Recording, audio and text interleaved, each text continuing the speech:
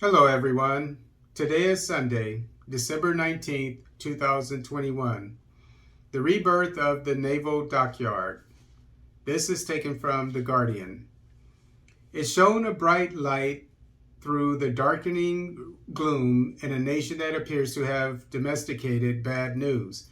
I am talking about the commissioning of 118 ships and boats by President Muhammadu Buhari at the Naval Dockyard, Lagos, on November 29th.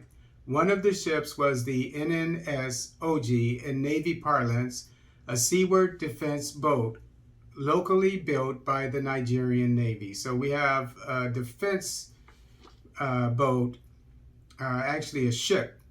A ship obviously is larger than a boat, at least in U.S. Navy terms.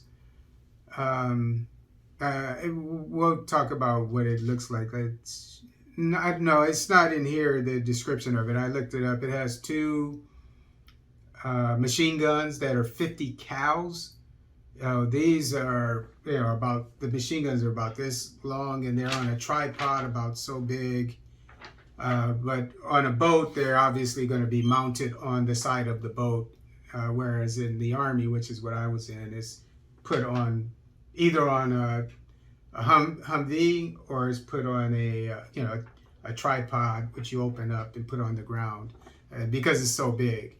It's a machine gun with bullets about this big, and so it can do a lot of damage, and it has very far firing range.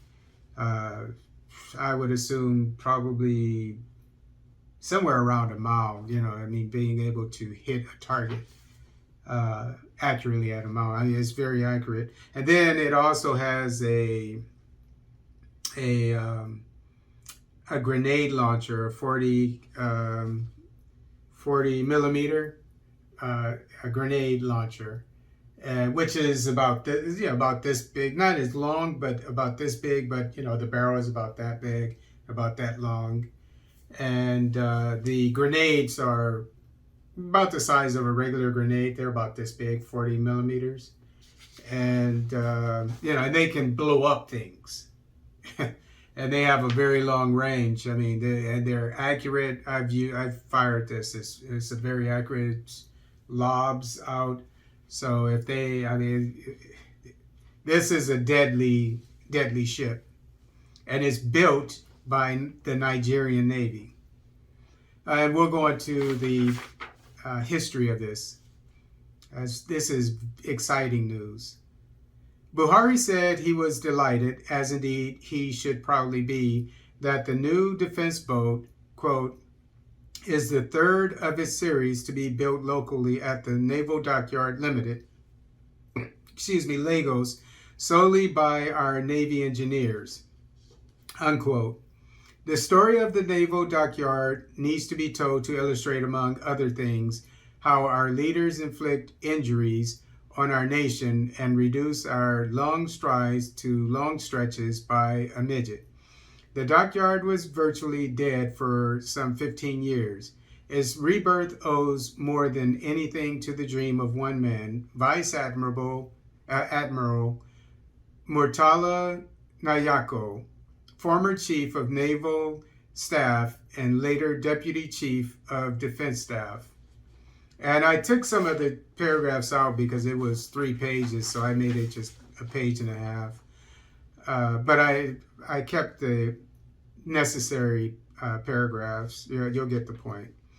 From what I have been able to piece together, the Naval Dockyard was set up by the General Yakubu Gowon military administration sometime in 1974. Good money and dollars was committed to its prosecution under the Chief of Staff, Navy, as the position was known then, Rear Admiral Nelson Bosman Sorrell. A naval dockyard is critical to all modern navies. In our case, it was intended first to undertake minor repairs of naval ships. It would then graduate to major repairs and refitting, and eventually become a shipbuilding dockyard. It would save the country tons of money in foreign exchange. The Navy has more or less attained each milestone, But things could have moved faster for it, and the nation had successive administrations remained committed to it as a major nation vision of making Nigeria a regional military power. Construction work that began on the dockyard in 1975 was scaled down after the overthrow of Gowon that year. Work was eventually abandoned on the multi-million-dollar project in 1977. To go ahead with it was to give credit to the man who lost his throne to those who thought they had a better idea of making Nigeria great. This has been the fate of most of our projects conceived towards the development of the country.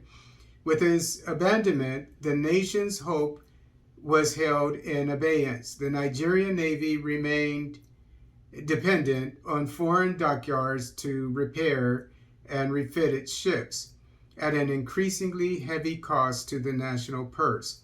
The dockyard was taken over by weeds and reptiles.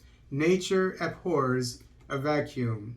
Whoever the presidents of Nigeria were at this time were horrible presidents. I mean, because they didn't do anything to defend their nation.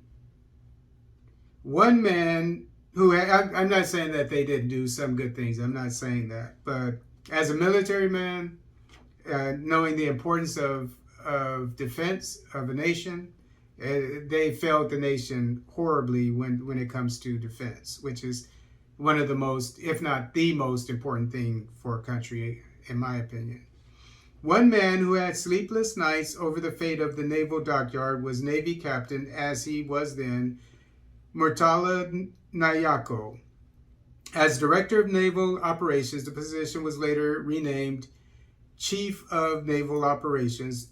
Nyako wrote copious position papers on two important challenges faced, namely the dependence of the service on foreign naval help.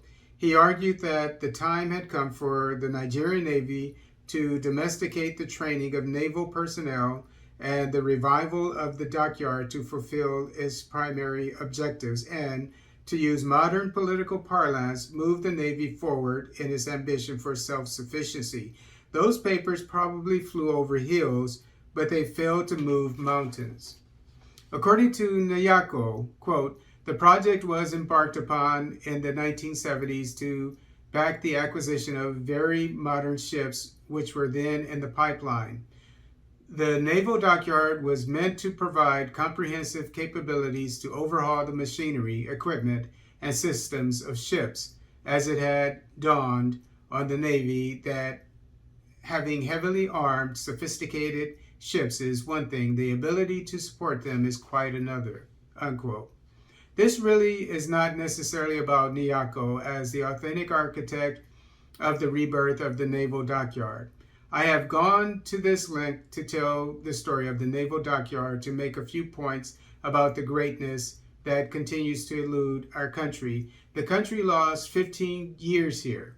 Our country has never been in want of men and women with grand visions of its greatness and is committed to it, but our nation has systematically been hobbled in its aspirations by men and women in high places who fail to realize that a nation builds the blocks of its greatness through small steps that add up to great things. Nigeria cannot be an economic powerhouse without first putting its house in order as a military powerhouse.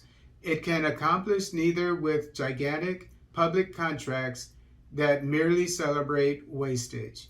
Think of the Peugeot, Volkswagen, and other motor assembly plants conceived as a first step towards eventually making our own vehicles, the same way that India and Brazil approached the same challenge.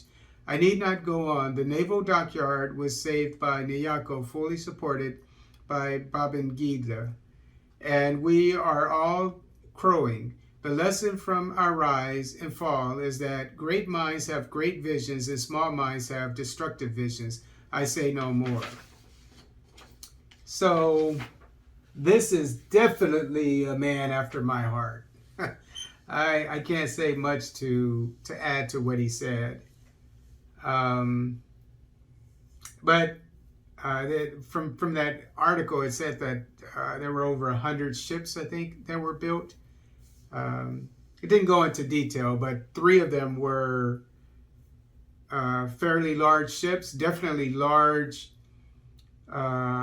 defense ships that can do a lot of damage to pirates, etc., and go a long way in defending the nation, and is a step toward the cruisers and the ships that have helipads, etc. Destroyers, etc., and then submarines. So this is, I think, the first step in the modern era of the Nigerian Navy military becoming a world power. And at the rate it's going, in 10 years, you're going to hear things about the Nigerian military. The Gulf of Guinea, I think it's called the Gulf of Guinea. Yes, the Gulf of Guinea, where all the pirates are operating right now. That area is going to be secure and easily in 5 to 10 years, and mainly due to the Nigerians.